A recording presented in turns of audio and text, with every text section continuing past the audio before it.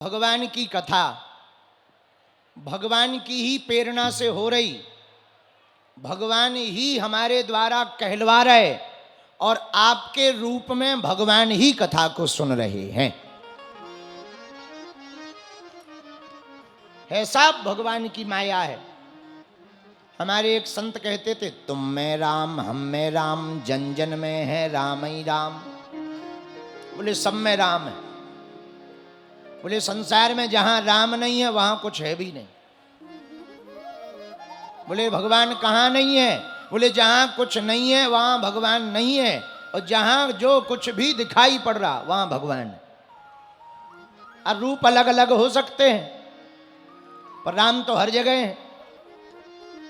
तो किसी ने कहा, जब मनुष्यों में राम है, देवताओं में राम है, तो क्या दानवों में भी राम है? बोले दानवों में भी राम तो हैं पर उल्टे वाले। राम तो सब में है पर उनकी मति खराब है। बोले किसकी? बोले जो जीवात्मा है उसकी मति खराब है। तो प्रवृत्ति बदल गई इसलिए वो दानव कहलाने लगे, आचरण बदल गए तो दानव कहलाने लगे। अब बोले आचरण सुधर गए तो मानव कहलाने लगे। और एक बात और कान खोलकर सुनो, शिवपुरी के पागलों, उच्चारण भले ही कैसा हो पर उच्च आचरण होना चाहिए। कई लोगों का उच्चारण बहुत बढ़िया होता है, बोलने का ढंग इतना बढ़िया होता, ताली बजाते रहने का मन करता है, सुनते रहने का मन करता है। पर कई लोगों का केवल उच्चारण बढ़िया होता है, उच्च आचरण नहीं होता है। अब कोई बस दिखने में बहुत सुंदर हो, बस बढ़िया लाल पेंटिंग हो, सफेद पेंटिंग हो, बढ़िया मुखमली सीट लगी हो, लेकिन इंजन पुराना हो, परिणाम दिखने में बस तो बढ़िया होगी पर इंजन पुराना होगा तो ऐसे हिलेगी जैसे झूला पे बैठे हो, हैं? और एवरेज भी खराब देगी। पर बस का चेंचस कितना ही पुराना हो, इंजन नया हो, कम आवाज आएगी, बिना आवाज के एकदम धड़धड़ाटे करते हुए चले जाएंगे। ऐसे ही जिंदगी है। जिंदगी में आप बोलने का तरीका बढ़िया सीख लो पर जीने का तरीका बढ़िया नहीं सीख पाओगे तो जिंदगी बेकार रहेगी। अब बोलने का तरीका चाहे जैसा हो, जीने का तरीका बढ़िया आ जाएगा तो जीवन बढ़िया कट जाएगा। बोलो राधे राधे। जोर से बोलो, और जोर से बोलो। इसलिए आज का यही सूत्र है कथा का, हम लोगों को उच्चारण नहीं सुधारना है, उच्च आचरण सुधारना है। उच्चारण बढ़िया नहीं करना है, उच्चारण तो अपने आप बढ़िया हो जाएगा। उच्च आचरण बढ़िया करना है, आचरण उच्च कर लो, लो हो गया काम। बोलो सीताराम। हाँ, और उच्च आचरण ना हो गए तो चाहे जितने बढ़िया बने रहो कोई काम के नहीं हो। बड़े बड़े पद पर बैठे हुए लोग, बड़े बड़े प्रभावशाली लोग कई बार देखने योग्य नहीं रहते, कई बार उनको नमस्कार करने का मन नहीं करता। बोले क्यों? बोले पद का प्रभाव तो है पर आचरण ठीक नहीं है। और कई लोग ऐसे होते हैं छोटे पद कद पे होते हैं पर आचरण इतने बढ़िया होते हैं आचरण कि अरे वाह ये आदमी तो और ऊंचे होना चाहिए।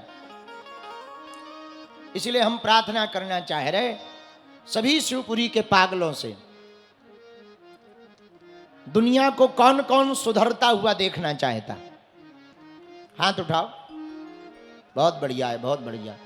हाथ नीचे करो, पीटने के काम आएंगे। दुनिया को सुधारना चाहते हो? बोलो। यदि दुनिया को सुधारना चाहते हो तो पहले देशों को सुधारो, और देशों को सुधारना चाहते तो पहले अपने देश को सुधारो, अपने देश को सुधारना चाहते तो पहले प्रदेशों को सुधारो, प्रदेशों को सुधारना चाहते तो पहले जिलों को सुधारो, जिलों को सुधारना चाहते तो पहले नगरों को सुधारो, नगरों को सुधारना चाहते तो पहले गांवों को सुधारो, और गांव को सुधारना चाहते तो पहले अपने घर को सुधारो, और घर को सुधारना चाहते तो पहले खुद को सुधारो। है बढ़िया उपाय। अब तुम खुद को ना सुधारो। अब कई ऐसे बाप हैं कि खुद गुटखा खाते हैं और बेटा से कहते बेटा खाना नहीं चाहिए वरना कैंसर हो जाता। वाह, मानो तुम तो अमृत खा रहे हो ठठरी के बारे है। फिर कहते गुरुजी हमारा बेटा हमारी बात ही नहीं सुनता। हलवा सुनेगा तुम्हारी बात? बेटा के ही सामने सुरती खा रहे हो और बेटा को समझा रहे हो नहीं खाना चाहिए। अरे कह कर के बच्चे नहीं सुधरेंगे, करके बच्चे सुधरेंगे। ये आप करके दिखाओगे तभी तो बच्चे सुधरेंगे। आचरण में आप तो उतारो, आपके आचरण को देख करके आपके बच्चे परिवर्तित होंगे। उच्चारण नहीं, आचरण बढ़िया करो। एक बात और सुनो, दुनिया चाहे जैसी हो, आपकी आंखों पे चश्मा जैसा होगा दुनिया वैसी दिखाई देगी। हाँ, यथा दृष्टि तथा सृष्टि। जैसी दृष्टि होगी संसार वैसे ही दिखाई देगा। काला चश्मा लगा लो, सब काला नजर आएगा। इसका मतलब ये थोड़ी है कि सब काला है ना, सब रंग बिरंगा है। पर आपने काला चश्मा लगा रखा तो दुनिया काली दिखाई पड़ रही। आप हरा चश्मा लगा लोगे, दुनिया हरी दिखाई पड़ेगी। लाल चश्मा लगा लो, दुनिया लाल दिखाई पड़ेगी। इसका मतलब ये थोड़ी दुनिया लाल है, ना ना ना, दुनिया तो रंग बिरंगी है। आंखों के चश्मा के लेंस का कमाल है। जैसा लेंस का चश्मा पहनो वैसा दिखाई पड़ेगा। काम का चश्मा पहनोगे तो दुनिया काममय दिखाई पड़ेगी, पर राम का चश्मा पहनोगे तो दुनिया राममय दिखाई पड़ेगी। एक हमारा चेला है शिवपुरी में आजकल, चंगीलाल। चंगीलाल आज जाने वाला है, शिवपुरी में रहता है। उसने एक घोड़ा खरीदा, घोड़ा, और घोड़ा भी शिवपुरी से ही खरीदा। लेकिन बदकिस्मती से घोड़ा बड़ा खतरनाक था। उसको हरी घास खाने की आदत थी। अब जून के महीना में हरी घास कहां से लाएं, तो बड़ा हैरान हो गया। एक महात्मा शिवपुरी में आए, बोले महाराज आप ऐसी कोई ताबीज बना दो, हम घोड़ा को पहना दें वो सूखी घास खाने लगे। महात्मा बोले भैया आदमियों की ताबीज तो बनाते हैं पर घोड़ों की नहीं बना पाते। बोले महाराज कोई उपाय बताओ। बोले दिक्कत क्या है?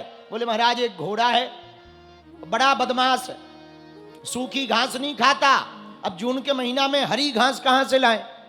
महात्मा बोले भैया उसको ताबीज की जरूरत नहीं है, एक उपाय है। बोले क्या?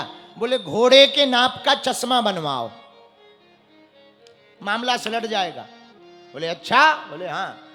वो गया तुरंत शिवपुरी, दौड़ा दौड़ा दुकान पर, बढ़िया घोड़े के नाप का एक चश्मा बनवाया, सूखी घास का पूरा डाल दिया।